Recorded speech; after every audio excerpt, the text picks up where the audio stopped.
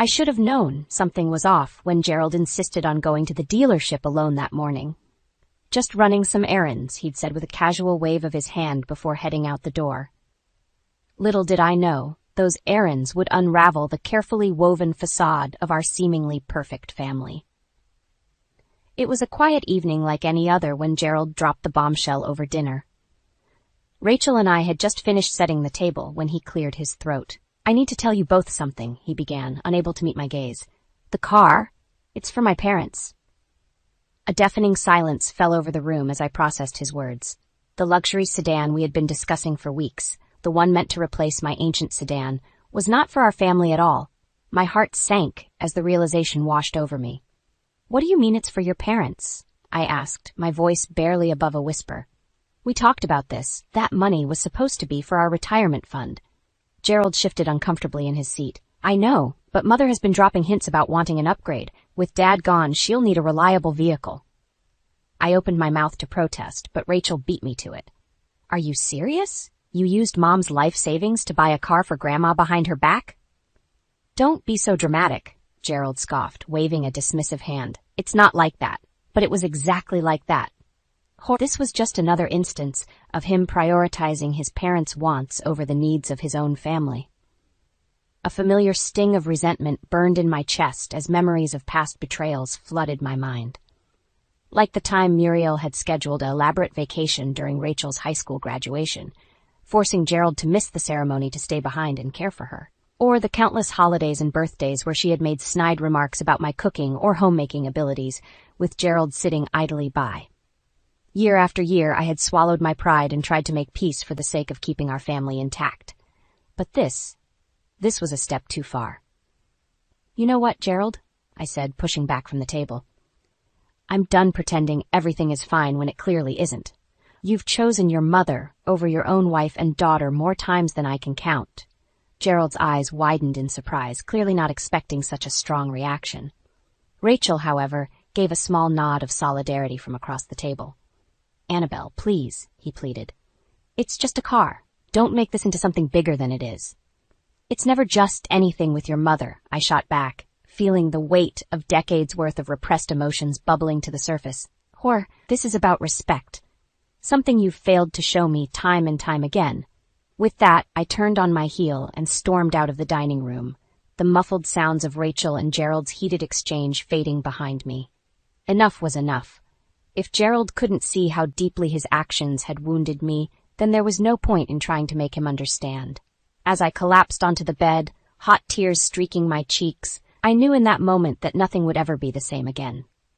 The betrayal cut too deep this time. And for the first time in my life, I didn't feel the need to make excuses or sweep things under the rug. This was the breaking point, and God help anyone who stood in my way. That night, I tossed and turned, replaying Gerald's confession over and over in my mind. How could he have been so callous? So utterly disregarding of my feelings? As the anger and hurt swirled within me, memories from our decades together began to resurface. Bitter reminders of the many times I had been forced to take a back seat to his parents' whims. Like the time Muriel had insisted we skip Rachel's college graduation so Gerald could tend to her while she recovered from a minor surgery. I had pleaded with him, begged him not to miss such an important milestone in our daughter's life. But in the end, his loyalty to his mother had won out, as it always did. "It's just this once," he had promised, squeezing my hand. "You know how Mother gets." I can still picture the crestfallen look on Rachel's face as she scanned the audience for her father, her eyes settling on the empty seat beside me. In that moment, I knew I had made the right choice in attending, unwilling to let Muriel's selfishness rob us of that special day. But the sting of Gerald's absence was undeniable. As the years passed, the slights and dismissals from Muriel only grew more frequent and cutting. My career as a librarian was a constant source of disdain for her. "You're too smart to be wasting your talents on a bunch of dusty old books," she'd sneer whenever the topic came up, never failing to remind me of her lofty expectations.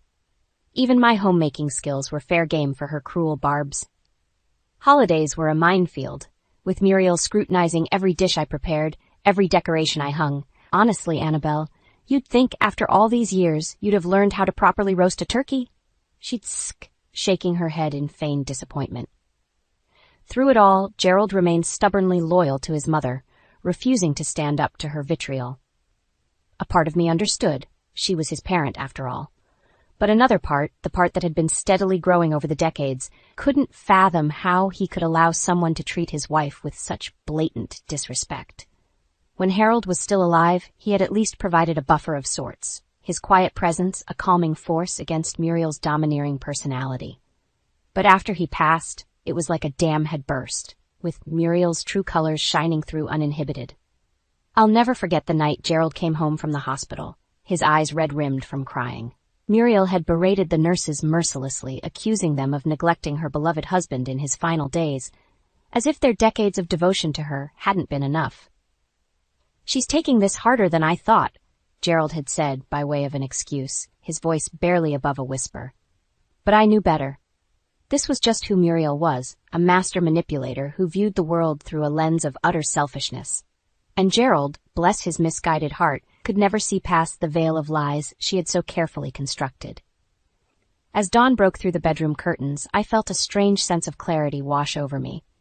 Years of resentment, of putting my own needs and happiness aside, had finally reached a tipping point. I was done playing second fiddle to Muriel's twisted games. This time there would be no more excuses, no more turning a blind eye. Gerald had made his choice, and I had made mine. It was time to break free from the toxic grip his family had held over me for far too long. Sliding out of bed, I began to gather my things, my movements fueled by a newfound sense of determination. A weight had been lifted, and though the road ahead was uncertain, one thing was crystal clear. I would never again let anyone make me feel so small. The next morning, Gerald attempted an apology, but his words rang hollow. "I'm sorry for keeping you in the dark about the car," he mumbled, unable to meet my gaze. "I should have discussed it with you first." I scoffed at his feeble attempt at contrition.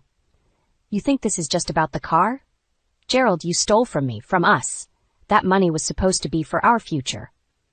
He opened his mouth as if to protest, but I pressed on, years of pent-up frustration finally finding their release. "Do you have any idea how much we sacrificed to save up that nest egg? How many vacations we skipped, how many luxuries we went without, all so we could enjoy our retirement years in comfort?"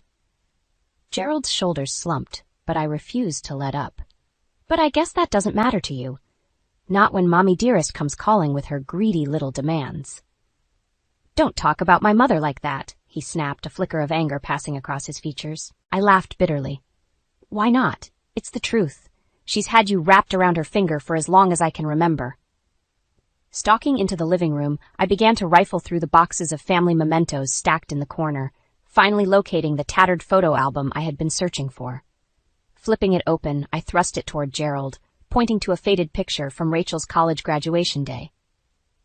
"Look familiar?" I asked, my voice trembling with barely contained rage. "Because I sure as hell remember that empty seat beside me while you played dutiful son to your precious mother." Gerald's face paled as he studied the photo, his Adam's apple bobbing with a reflexive swallow. We had never spoken of that day, of the rift it had created between Rachel and her father, an unspoken acknowledgement of the damage that had been done. "Annabelle, I don't know what to say," he stammered, reaching out a hand as if to take the album from me. But I snatched it away, cradling it protectively against my chest. "Save it. I'm done making excuses for you, Gerald. I'm done pretending like Muriel's twisted need for control is something to just accept and move past." Brushing past him, I headed for the stairs, my mind made up. If Gerald couldn't see how deeply his actions, his constant willingness to prioritize his mother's wants over the needs of his own family, had wounded me, then there was no point in trying to make him understand. As I reached the landing, I heard Rachel's tentative voice call out from behind me. "Mom? What's going on?" Turning, I saw her standing in the hallway, her brow furrowed with concern.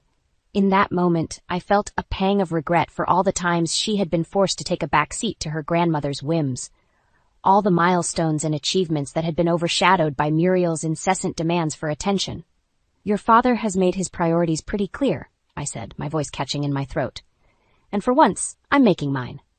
Rachel's eyes widened as the implication of my words sank in. For a long moment, she simply stared at me, seemingly frozen in place. Then, giving a slow nod of understanding, she crossed the space between us and enveloped me in a fierce hug. "I'm with you, Mom. she murmured, her cheek pressed against mine. Whatever you decide, I'm with you. As I clung to my daughter, drawing strength from her unwavering support, I knew that there was no turning back. The facade of our perfect family life had finally shattered, the fragile threads that had bound us all together for so long severed in one fateful blow. And though the path ahead was uncertain, one thing was resolutely clear. I would never again let Muriel's toxic influence dictate the course of my life. It was time to break free from her grip once and for all, no matter what the cost. A few days later, I finally mustered the courage to confront Gerald directly. Rachel had gone out for the evening, leaving the two of us alone in the tense silence that had enveloped our home. As he settled onto the living room sofa, I squared my shoulders and took a deep breath. "We need to talk," I stated, my voice firm and unwavering. "About your priorities." Gerald's brow furrowed, but he gave a small nod, almost as if he had been expecting this conversation. "All right, let's talk." "Do you even realize how much you've hurt me over the years?" I pressed on, the words tumbling out in a torrent I could no longer contain. "How many times I've been forced to take a back seat to your mother's every whim and demand." He opened his mouth, likely to protest, but I barreled forward. "Don't try to deny it, Gerald. We both know it's true. From the moment I married into this family, Muriel has made it abundantly clear that I'll never be good enough in her eyes." A muscle ticked in his jaw, but still he remained silent, his gaze fixed straight ahead. Emboldened by his lack of response, I continued to unleash the hurt and anger that had been simmering for decades. "She's belittled my career, mocked my homemaking abilities, criticized every single aspect of my life. And you..." I shook my head, feeling the sting of tears pricking my eyes. "You've just sat idly by and let it happen, over and over again." Finally, Gerald spoke up, his voice tinged with defensive irritation. "She's my mother, Annabelle. What was I supposed to do? How about stand up for your wife?" I shot back, my voice rising in a mixture of exasperation and disbelief. "Or did those vows we took mean nothing to you?" He opened his mouth again, but I pressed on, unwilling to let him deflect or make excuses any longer. "Don't you dare try to justify the way you've consistently chosen her over me, over our family. That car was just the final straw in a long line of betrayals." Gerald's expression darkened, and for a fleeting moment, I saw a glimpse of the man his mother had so carefully molded him to be. "You're making this into something it's not," he growled. "It was just a misunderstanding, that's all." I laughed bitterly at his feeble attempt to downplay the situation. "A misunderstanding? You stole from me, Gerald, from our family." Leaping to his feet, he towered over me, his fists clenched at his sides. "That's enough. I won't have you disrespecting my mother like this any longer." Meeting his gaze with an unwavering stare, I felt something inside me harden, a protective shell forming around the fragile heart he had so carelessly trampled. "Or what?"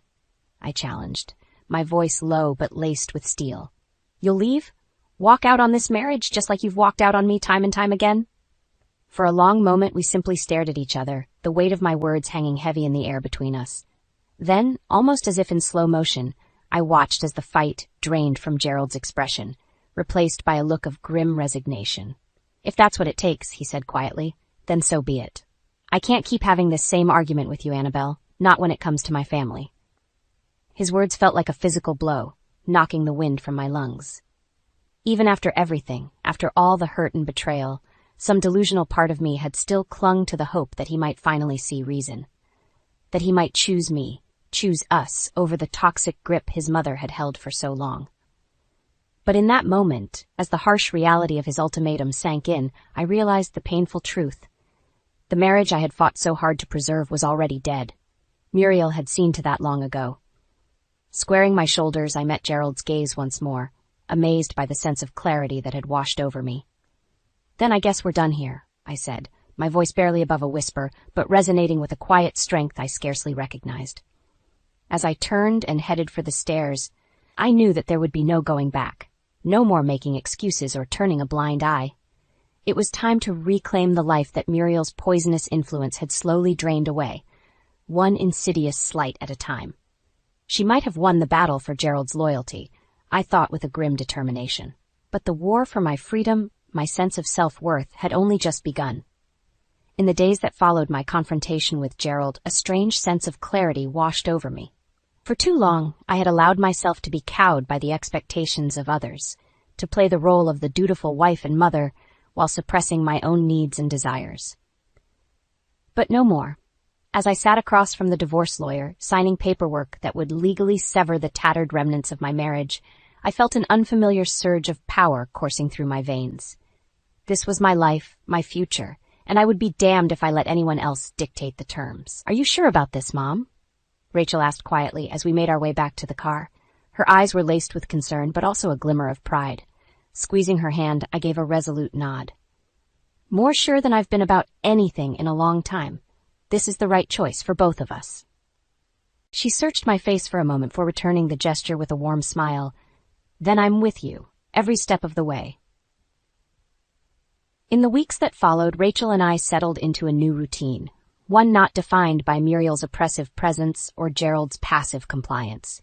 We cleared out the house room by room, packing up his belongings and donating anything he didn't claim. With each box that disappeared through the front door, I felt a little lighter, like shaking off the shackles of a life that had slowly drained me of my vibrancy and spirit. My only regret was not taking this step sooner, not ripping off the Band-Aid before the wound had a chance to fester any further. But there was no point in dwelling on the past, I reminded myself. What was done, and all I could control now was how I chose to move forward. Some nights, as Rachel and I sipped wine on the back patio, watching the fireflies winking in and out like tiny beacons in the twilight, I would find myself reflecting on the years I had wasted. The dreams I had deferred, the pieces of myself I had carefully tucked away, all in pursuit of keeping the peace and preserving some twisted semblance of family. "I can't believe I let her treat me that way for so long," I admitted one evening, swirling the deep red liquid in my glass. "Your grandmother, I mean. She made me feel so small, so inadequate, like I could never measure up in her eyes." Rachel was silent for a long moment before reaching over to give my hand a comforting squeeze. "You were just trying to make it work, Mom. For Dad's sake. For all of us. No one could fault you for that." I managed a rueful smile, marveling at the wisdom and compassion my daughter possessed, even after everything Muriel's toxicity had put her through. Maybe, but that doesn't excuse the way I let her manipulate and control me for all those years. The way I let her come between your father and me. Draining the last of my wine, I set the glass aside, feeling a renewed sense of determination settle over me. Well, not anymore. This is my life, damn it, and I'll be damned if I let that miserable old woman ruin what's left of it for me. In that moment, as the words left my lips with a sense of finality, I knew they weren't just empty platitudes. This was a vow, to myself and to Rachel, a solemn promise to never again let Muriel's insidious influence dictate the course of my life. I had wasted too many years playing by her twisted rules, but not anymore, not ever again. As I looked over at my daughter, our eyes locking in silent understanding, I felt a surge of gratitude for her unwavering support. Because this journey, as daunting as it might be, was one I would not have to walk alone. Together, we would face the future head-on, unbowed and unbroken. And though the path ahead was shrouded in uncertainty, one thing was resolutely clear. We would both be free. Just when I thought I had finally put the past behind me, Gerald resurfaced like an unwelcome specter. It was a crisp autumn evening, and I had just settled in on the cozy love seat in my new apartment with a mug of hot tea when a sharp knock echoed through the living room. Frowning, I set my book aside and made my way to the door, peering through the peephole. My heart stuttered in my chest when I saw Gerald's familiar silhouette shifting anxiously on the other side. For a fleeting moment, I considered not answering, pretending I wasn't home. But the stubborn side of me, the part that had carried me through the tumultuous last few months, won out. Steeling myself, I unlatched the door and pulled it open. "What are you doing here, Gerald?" I asked, my voice carefully measured. He looked disheveled, his eyes rimmed with dark circles and his shirt rumpled. "Annabelle," he began, desperation seeping into his tone. "We need to talk. Please, just hear me out." I crossed my arms, arching a skeptical brow. "I think you've said quite enough, don't you?" Shaking his head vehemently, he took a step forward, as if to enter the apartment. I immediately tensed, planting myself firmly in the doorway to block his path.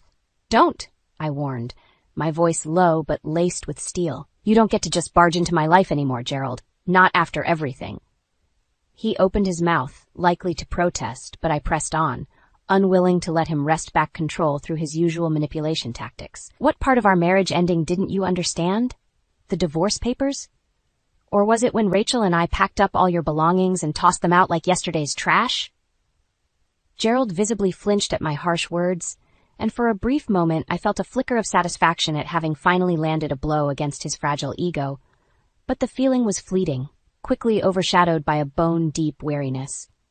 "Please, Annabelle," he tried again, his voice taking on a pleading edge. "I've made a terrible mistake, and I want to make things right. Just give me one more chance." I barked out a humorless laugh, shaking my head in disbelief. "A mistake? No, Gerald. A mistake is forgetting to pick up milk at the grocery store. What you did?" I trailed off, feeling the all-too-familiar sting of anger and hurt welling up inside me once more. "What you did was a calculated betrayal, and I'm done making excuses for you." Gerald opened his mouth again, but I didn't give him a chance to respond. "In fact, you know what? I'm done with this conversation entirely. You need to leave. Now." For a long moment, he simply stared at me, as if willing me to give in and hear him out. But I remained resolute, my jaw set in a firm line as I met his gaze with an unwavering stare. Finally, seeming to realize I wouldn't be swayed, Gerald's shoulders slumped in defeat. "This isn't over," he muttered, a hint of his former bravado creeping back into his voice. "You're making a mistake, Annabelle. A mistake you'll regret." I couldn't help but laugh at the sheer audacity of his words. "The only mistake I regret is wasting over 30 years of my life shackled to you and your twisted family. Now get out of my sight before I call the police." With one last withering glare, Gerald turned and stormed off down the hallway, his footsteps echoing like a hollow promise. As I watched his retreating form, I felt an odd sense of pity wash over me. Pity for the broken man he had allowed himself to become, so thoroughly entangled in his mother's web of lies and manipulation that he could no longer see the truth. But that pity was quickly overshadowed by a surge of fierce determination. If Gerald thought a few empty threats and hollow pleas for forgiveness would be enough to sway me, he was sorely mistaken. Closing the door with a firm snap, I turned and headed back toward the living room, my step light and unburdened. Gerald's desperation to cling to the fragile illusion of control was merely a childish tantrum, one I no longer had the patience or inclination to indulge. As I settled back onto the love seat and took a fortifying sip of my tea, I felt a strange sense of calm wash over me. The man I had once loved, the man I had sacrificed so much for in pursuit of keeping our family intact, was well and truly gone. In his place stood a hollow shell, a specter of weakness and insecurity that no longer held any power over me. Gerald's final pleas for reconciliation had fallen on deaf ears. I was free of his toxic influence at last, and this time I had no intention of ever being ensnared again. A few weeks after Gerald's unannounced visit, I made a discovery that would change everything. Rachel and I were going through the last few boxes from my old home, sorting through decades' worth of accumulated belongings and memories. As I sifted through a stack of old photo albums and knickknacks, a tattered envelope slipped out from between the pages, fluttering to the floor at my feet. Frowning, I bent to retrieve it, my breath catching in my throat as I recognized the familiar slanted scrawl on the front, Harold's handwriting. Muriel's late husband and Gerald's father had always been a quiet, unassuming man, content to stay in the background as his wife commanded the spotlight. But this was clearly meant for my eyes. With trembling fingers, I tore open the yellowed envelope and began to read, Rachel peering over my shoulder with a concerned crease in her brow. "My dearest Annabelle," the spidery text began, "if you're reading this, then I am long gone from this world, and for that, I am truly sorry." What followed was a gut-wrenching account of the manipulation and emotional abuse Harold had endured at the hands of his own wife for decades. Muriel's cruel barbs and demeaning insults laid bare her twisted need for control over every aspect of their lives, exposed in agonizing detail. But it was the final few paragraphs that made my blood run cold, the truth of Gerald's unwitting entanglement in his mother's toxic web finally becoming clear. "I fear my son has become a victim of her poisonous influence as well," Harold had written, his words laced with a profound sense of regret and sorrow. "She has molded him, twisted his sense of loyalty until he can no longer see the world beyond the veil she has so carefully constructed. I have tried to reason with him, to make him see the truth, but it is no use. Her grip is too strong." By the time I reached the end of the letter, my hands were shaking so violently that the paper rustled like a leaf caught in a gale wind. Beside me, Rachel had gone pale, her eyes wide with a mixture of shock and dawning realization. "Oh my God," she breathed, her voice barely above a whisper. "All this time?" I could only nod mutely, feeling as though the ground had fallen out from beneath my feet. All those years of dismissing Muriel's cruelty as little more than the eccentricities of a bitter old woman, of making excuses for Gerald's blind obedience to her every whim, it had all been a carefully orchestrated lie. A lie that had cost me everything: my sense of self-worth, my dreams and ambitions, even my once loving marriage, all slowly eroded away by Muriel's relentless campaign of manipulation and control. As the weight of Harold's revelation washed over me, I felt a sudden surge of white-hot rage coursing through my veins. How dare she? How dare that miserable, conniving witch inflict such emotional torture on her own family, on the man she had promised to love and cherish? In that moment, I knew what I had to do. I would confront Muriel, force her to face the consequences of her actions once and for all. No more lies, no more twisted games. It was time for the truth to finally be laid bare. "Mom?" Rachel's tentative voice snapped me out of my furious reverie. "What are you going to do?" Meeting her concerned gaze, I felt my jaw tighten with grim determination. "I'm going to pay your grandmother a visit. This ends now." To her credit, Rachel didn't try to dissuade me. She simply gave a resolute nod, the fire of understanding burning in her eyes. We had both been victims of Muriel's cruelty for far too long.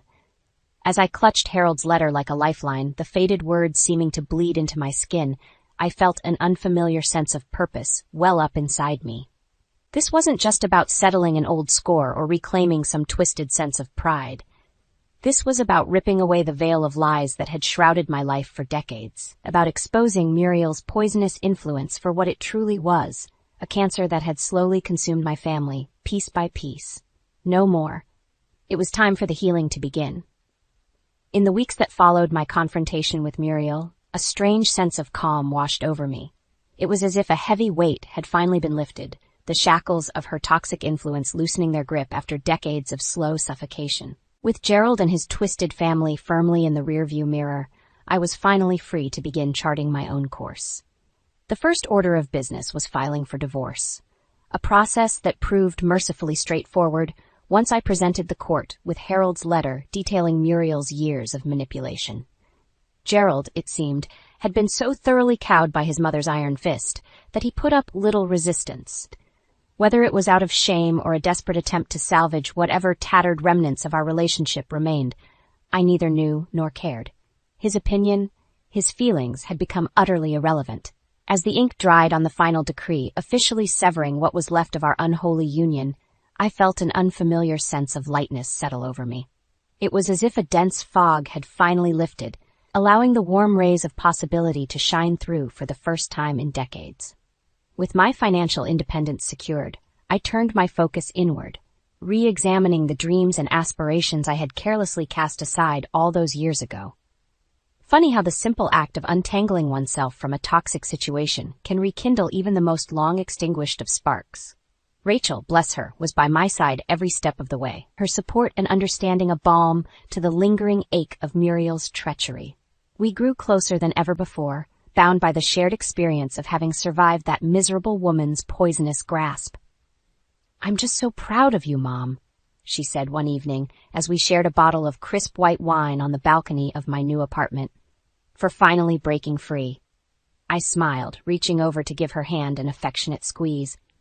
"I couldn't have done it without you, sweetheart. Your strength helped me find my own." We lapsed into a comfortable silence, watching as the inky blanket of night settled over the city skyline. In those quiet moments, I found myself reflecting on the long, winding road that had led me to this point. The sacrifices, the heartache, the interminable years spent treading water just to keep my head above the toxic tide of Muriel's influence. But I refused to be bitter, to let the past rob me of the brilliant future that now stretched out before me like an uncharted horizon. Those wasted years, as painful as they had been, belonged to someone else now. The old Annabelle, the one who had allowed herself to be slowly diminished and erased. This was a new beginning, a chance to finally live life on my own terms without Muriel's insidious presence lurking over my shoulder. A chance to pursue the dreams and passions that had been mercilessly extinguished. A chance to simply be. As I drained the last few sips of my wine, I couldn't help but feel a surge of gratitude for the unlikely catalyst that had set this journey of self-discovery in motion. If not for Gerald's selfish betrayal, his utter disregard for my hopes and happiness, I might have remained trapped in Muriel's toxic web until it was too late. That thought was quickly overshadowed by a fierce sense of determination, one that burned brighter with each passing day. I would not simply exist in this new life. I would thrive. Travel, pursue new hobbies, rekindle old friendships that had fallen by the wayside. The possibilities were endless, and looming over it all was the knowledge that I had faced down my greatest demon and emerged victorious. The years of emotional turmoil and gaslighting, Muriel's relentless efforts to grind me into submission, all of it had failed in the face of my newfound resolve. As Rachel and I finally retreated inside, our laughter and easygoing banter a stark contrast to the stifling silence that had once blanketed our family home, I felt a profound sense of peace settle over me. This, I knew, was what true freedom tasted like. Bittersweet, perhaps, but undeniably liberating. The road ahead would be an adventure, one I intended to embrace with every fiber of my being, because for the first time in my life, the path was mine to forge, unbounded by the expectations or toxic influences of others, and I had no intention of squandering a single solitary moment.